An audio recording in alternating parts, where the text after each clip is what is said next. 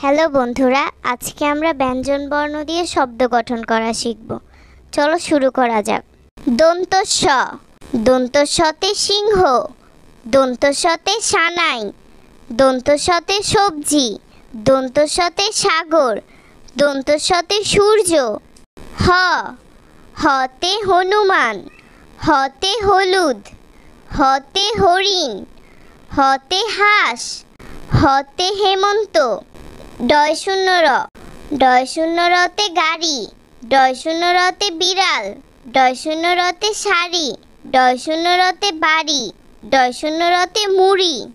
ঢয় শূন্য র, ঢয় শূন্য রতে আষাঢ়, ঢয় শূন্য রতে গাঢ়, ঢয় শূন্য রতে দৃঢ়, ঢয় শূন্য রতে পৌর।